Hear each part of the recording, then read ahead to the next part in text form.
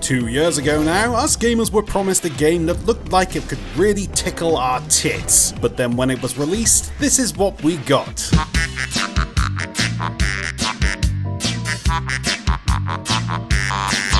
Piss.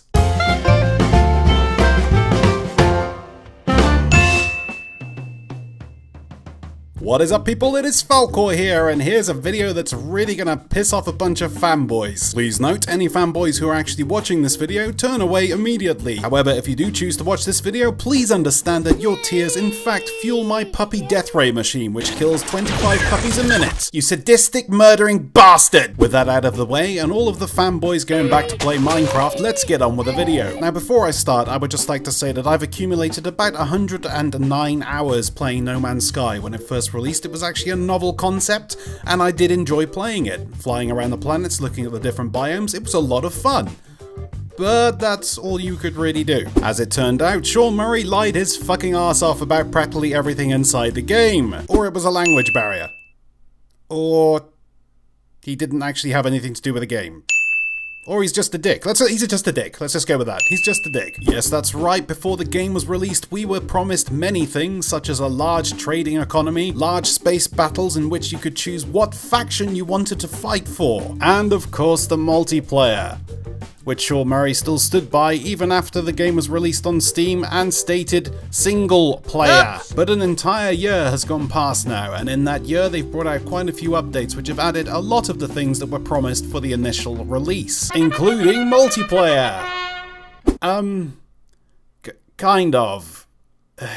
So after downloading the 1.3 update, I jumped straight in and had a look at the new features. I bought myself a freighter, had a look around, realised that the inventory space on the freighter is half the size of my ship's inventory. I mean, look at the size of this thing! Really?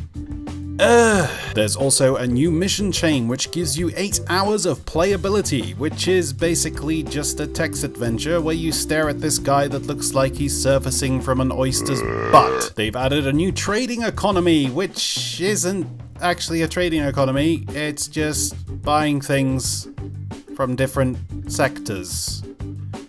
They've reworked the sound for space combat, which basically means your lasers now go bloop instead of bleep. I also had a look at the base building and of course the new vehicles which they added in the previous update. I mean, they're fun and you can go around the map in a vehicle, but it doesn't really add anything to the game.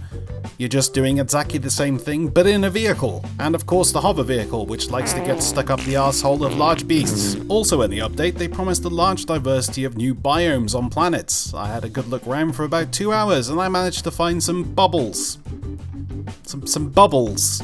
Jolly fucking japes. So as what happened when I initially played the game, I eventually got extremely bored, so I decided to go to the top of a mountain, have a wank, and decided to have a look at the photo editor, which is actually very, very cool and gets you some very nice screenshots. But the big question on everybody's minds is, has the game improved? Yes, of course the game's improved. It's got a lot more stuff in it than it had in its initial release. But it's just the same game with a few extra flares. There's nothing new here. The biggest problem with No Man's Sky, ever since its initial release, is the fact that the universe feels so empty. You bounce around from planet to planet, from galaxy to galaxy, staring into the dead stare of the weird people that you meet along the way, and occasionally you get to talk to a big testicle, which eventually leads you to the center of the galaxy, which then takes you to another galaxy, in which you have to do the whole thing all over again. The update did add a lot of interesting things, and if these interesting things were in the game when it was first released, I think the game would have done a lot better. It's so infuriating to see such a novel platform of a game fail like this. What they need to do is add mod support to this game, add it to the Steam Workshop, let the community build this game up to what it's supposed to be. But no, they won't do that. They're too busy sitting around with their thumb up their asses, getting their knickers in a twist because they're afraid that the community might do better than they can,